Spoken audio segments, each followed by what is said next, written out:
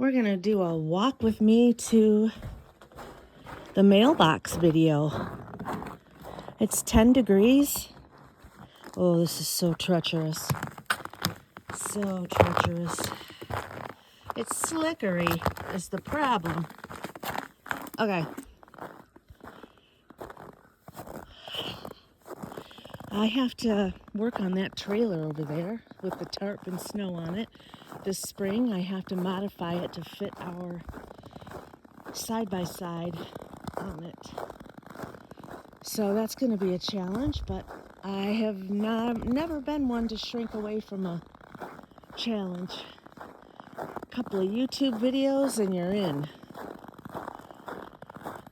Okay, we did get insurance coverage for our RV door that blew off in the wind. We had 4.5 days of 26-mile-an-hour winds, and it caught under the lip of the door and just beat the tar out of it against the side mirror, and it blew off. What is that? Is that a bunny? It's a bunny, everybody. I gotta get around the mailbox. Okay, there's the bunny. I'll try to zoom in on him. That's a little cottontail sitting in the snow. Okay, let's zoom back to normalcy.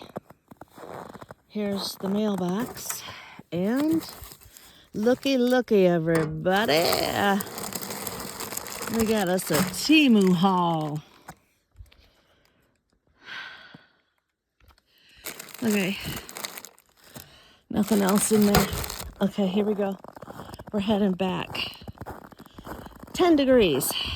It's gonna be a high of 12 on Friday and a low of minus 22. I'm not talking wind chill, I'm talking mercury in the tube. True solid evidence. None of this wind chill extrapolation algorithm stuff. So I'm going to do a Temu haul today. Yay, everybody! A Temu haul. And I have several of our pens made up, our pen kits. So we're going to... Oh, I got to tell you. I saw a deer bedded down here. This is called a tree well. This is a spruce tree. And see that deep hole? Even in the summer, that's deep. Without the snow pile. It's a tree well. And I don't know why it forms, but the roots somehow cause a cave-in, or I don't know what happens. But anyway, it was down in there. It looked really weird. Never seen one in a tree well before.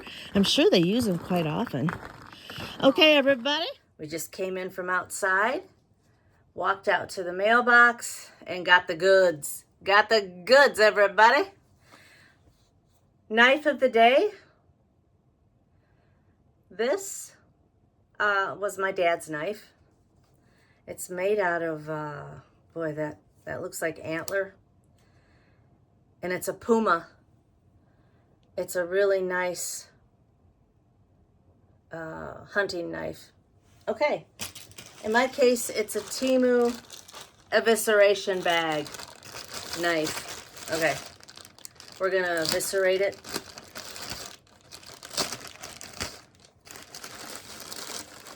Okay.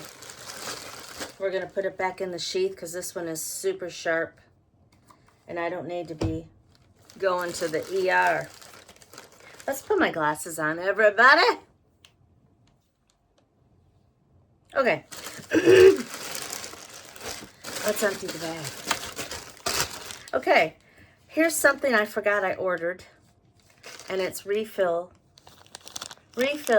for our Christmas pens for next year. And I'm going to show you a couple of our pens that we decorated. They turned out pretty good. We got little gift bags to put them in from Temu. And we included 3 refills, and this is what they ended up looking like. How cute are those little pens, everybody? This one has a jingle bell at the dangly end and a wreath. Look how cute that is. Okay, the next one, and we've got several different designs depending on what beads you put on. This one is a snowman with a candy, and the bead, the dangle I should say, is a little Christmas stocking. So there you have it. Okay, so yeah, these are going to be nice little gifts we're going to hand out in October to my mom's sisters-in-law, because they usually come for her birthday. This is a pen that I ordered. It's a little cactus with a flower on it. How cute is that? And the business end goes into the little pot. I thought that was darling. Darling. I'm looking at the snow outside. Yay. Love the snow. Oh, I ordered some hair scrunchies. They're soft, fuzzy things. Supposedly they won't, you know, tear your hair or dry your hair out, like say if you used a cotton scrunchie. Really, you should be using satin because that's really good for the hair. Temu nails, everybody! These are French manicures. That's one of my favorites. I don't know how much I paid for these. I'm sorry, I don't keep track of the prices. But let's see what the quality is like. Oh, it's good. The one end is squeezable. That end there. And this end is super tough. And that's what you want. You want a good, tough. Yeah, I'm pleased with those. I'm not going to gripe at that. Ooh, I'm so excited, everybody. I got this up to 3-day tattoo, eyebrow tattoo. You put it on thick, you leave it on for like 30 minutes, and then you peel it off. Because I get tired of doing, listen, I've got really fair, you know, eyebrows. I've got blonde hair on my legs and whatnot. So you never can see these eyebrows unless I draw them on. So that's going to be fun. Now this one is a different product. Same principle. You paint it on in the shape of your eyebrow that you want. Oh, wait a minute. Yeah, tattoo eyebrow gel. And it's easy peel off. And I got these colors in gray, brown, or gray. Let's open it up and see what the applicator looks like. Oh my, it's gummy. It's gummy, everybody. That looks like pure ass black. Excuse my language, but that's a little scary because I don't need black. I don't want to look like a crazy lady. They say the proportion of how jacked up your eyebrows is or are is directly proportional to how crazy you are. So if you put your eyebrows on crazy, you just know you ain't doing right. that day. You're just not doing right. Okay. Peel off lip liner, everybody. Excited about that. Ooh, we don't have, this is a chair open kind of a deal. Kind of uptown. Uh-oh, I need my blade. I've got to eviscerate this. We're eviscerating it. This is made by Coop'dUpCabinLife. And it's a peel-off lip liner. This is something else that I'm really intrigued by. Having to not put my lipstick on, you know, constantly is an idea that I'm getting on board with. Although I do use a CoverGirl Dealy Bob. It's a matte, and it stays on all day until you rub it off. Okay, so this is a peel-off lip liner. It's called Tattoo, Coop'dUpCabinLife Tattoo.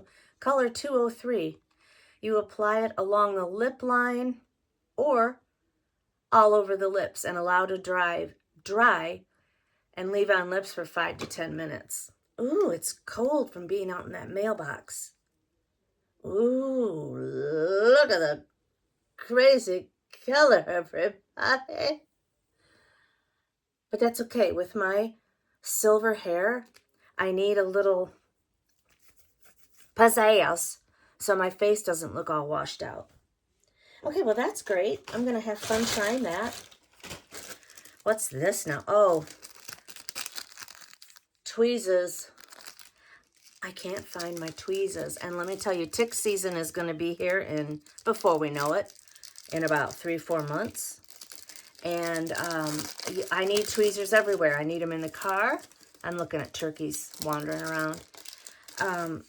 We need them in the car. We need them in my purse. We need them in the bus. We need them in the rig. We need them in whatever. Oh, we need them in our side-by-side, because if we get a tick, man, there's a whole lot of hooting and hollering going on. And this has a pretty good tip on it, if you can see it, for fine detail work. Grabbing that thing. And remember, everybody, you don't want to ever stick a hot match on a tick, because what happens is they will regurgitate into your skin, and that's how you would get the Lyme disease. And I think you have to have a tick stuck on you for over 24 hours. Do your own research, look it up, but it takes a while for them to get that whatever saliva, whatever ticks have. So if you can get them, problem is, when do you know? When did you know it got on you? That's my problem. Okay, these are little glue-on pockets, and these are going to come in handy for the side-by-side, I think, to put my phone in. You know what? I wonder if I couldn't glue this. It's got like a 3M, fake 3M tape, red tape. And I wonder if I stuck that on the windshield, and then I could put my phone in it, maybe, and record that way. Ooh, would that be the berries or what, everybody? I'm trying to get this open so we can get a better look at what is happening here. Oh. Boy, I tell you what, I had a hectic day yesterday. There was so much strife, not interpersonal strife, but strife with circumstances yesterday. My mom was all upset about she couldn't get a hold of her PT person. And I was busy researching items that I was selling that day for a guy that was coming from like 2 hours away. So I wanted to be prepared for him. Selling stuff from my dad's collections. And everybody knows my dad. Well, if you don't, my dad passed away in April. And my mom wants to put the house, her house, which is across the drive from us, on the market this spring and get rid of it. I'm not crazy about having new neighbors. Listen, we got enough problems with one situation over here. The guy is okay. It's just that he runs a logging business, basically. He sells firewood, and he's got an industrial grade log splitter, and it's loud. And he runs it for hours. It'd be okay if he ran it for like 2 hours and then shut it off. But when he first got it, it was like living next to a factory. I kid you not, a factory. And it just, we've got that metal roof, and it just off that roof, and we couldn't watch TV. The neighbors couldn't watch TV. Okay, enough complaining. But anyway, yeah, I'm excited to try these. Stick them on the plexiglass windshield. I have 2 of them. So I think that might be the answer. More nails, everybody. More nails. I'm so excited. I'm so excited. Look at this now. These are going to be cheap ones. These are going to be cheap. Oh, yeah, I can tell they're cheap.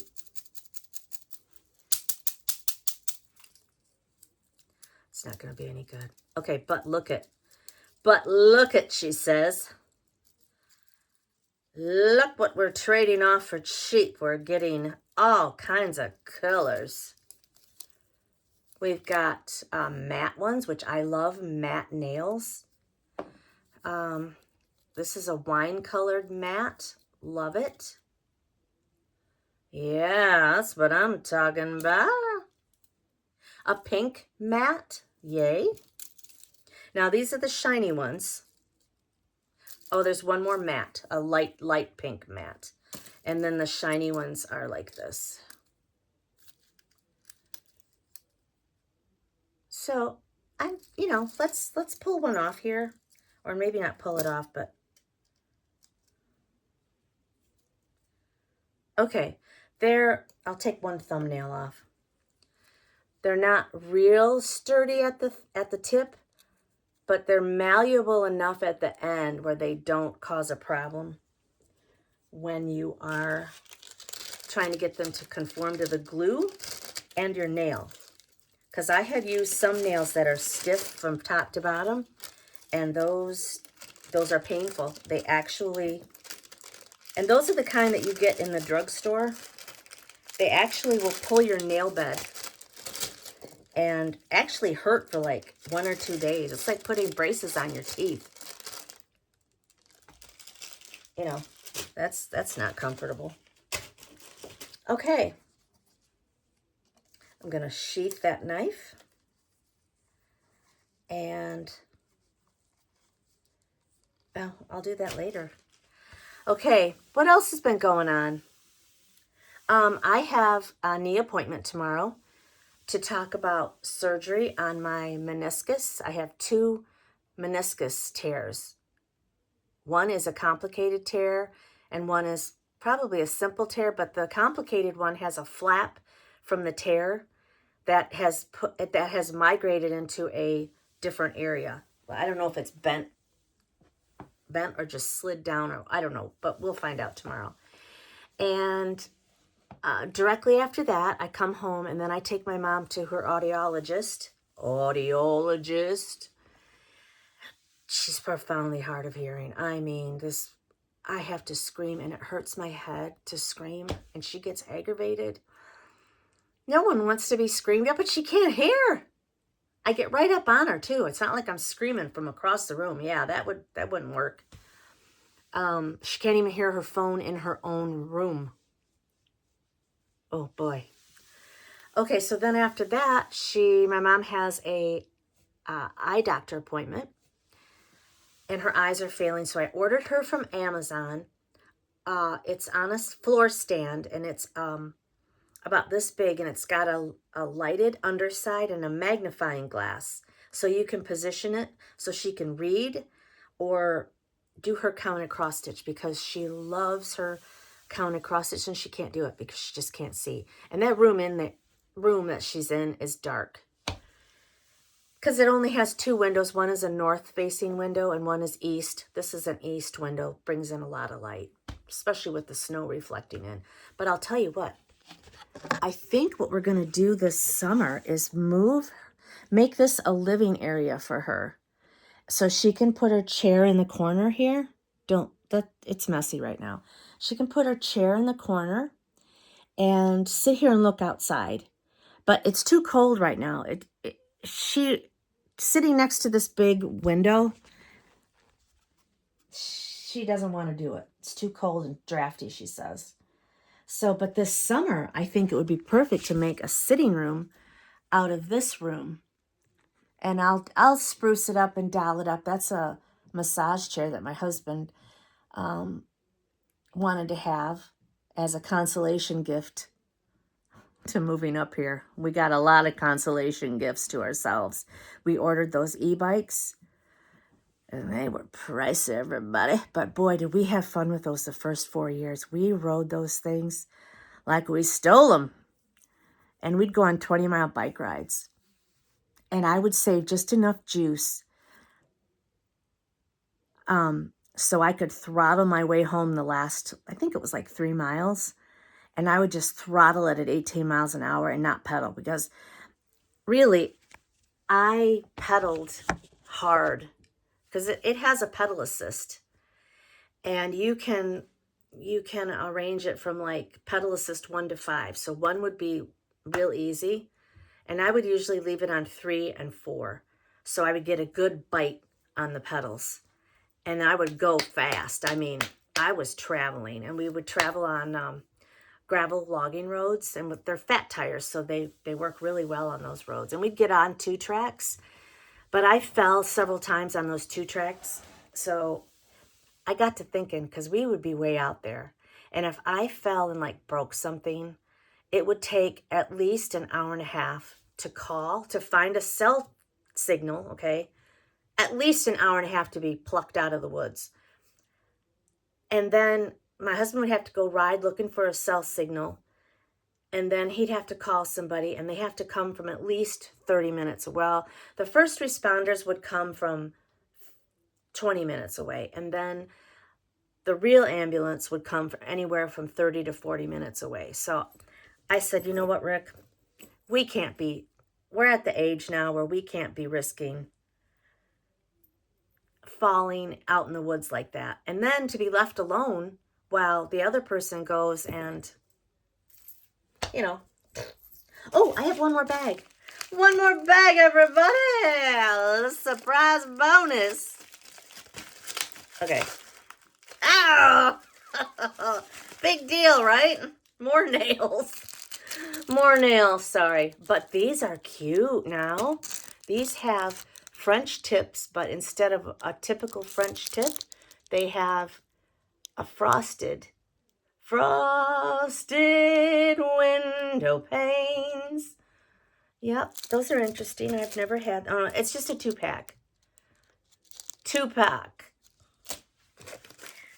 Okay, oh, bonus. They came with their own tackle box, everybody. Yay, that's one of my favorite things. Okay, so yeah, we had consolation prizes for moving up here because listen, I said I would never move up here because you're so isolated. But lo and behold, here I am. But my dad was having, he was passing out in the car while he was driving. And that wasn't any good. So we had to come up here, and we had just sold our house with every intention of taking our Class A diesel pusher and going to New Mexico to purchase some land. And we were going to put a pole barn on the land with one open side for the rig. And we were going to live in the rig and have storage in the pole barn. So that was our plan, and we were like ready to go, man. And then my dad drove off the road with my mom in the car, and I'm like, oh, Rick, this isn't good. Because they had been so healthy, other than my mom having cancer. My dad also had cancer, but his wasn't anywhere near her situation. It wasn't stage 4 like my mom. But my mom's had stage 4 cancer for 8 years. Can you believe that? And all she takes to mitigate that progression of cancer is to take a cycle of 2 different pills a month. She takes 3 weeks of a cancer-killing medication, and then 1 week. Oh no, it's all month long of the estrogen killer, and then for 3 weeks it's some kind of cancer killer. I'm probably not saying it 100% correctly, but it's called Ibrance, and it has kept her cancer at bay for 8 years. 8 years. It has to be a specific type of cancer, breast cancer, for it to work, but it's worked for her miraculously. So anyway, my dad had 2 different kinds of cancer. One was a CLL, a leukemia, which he was asymptomatic. I don't understand how you can have that and not know it.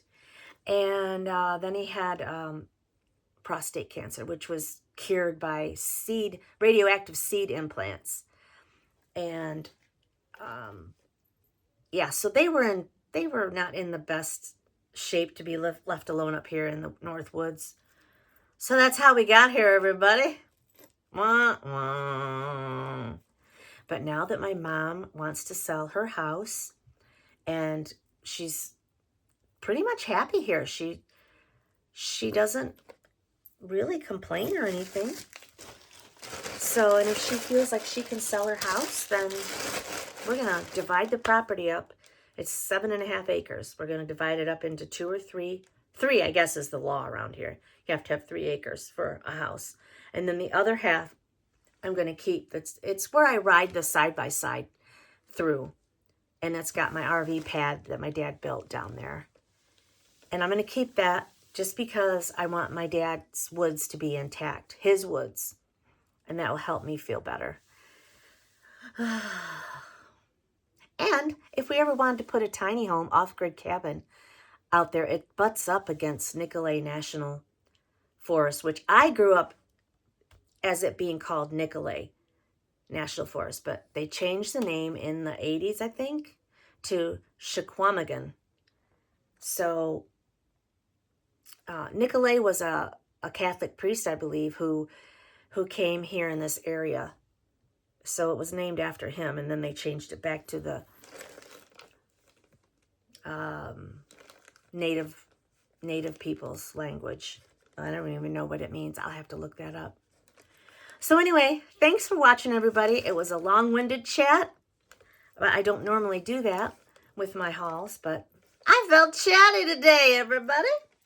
Okay, so I hope everyone has a great day. Thank you for watching. If you watch this to the end, there's got to be some kind of good coming your way, because, you know, not everyone could sit through yakety-yakking. Okay, how do I shut this off, everybody?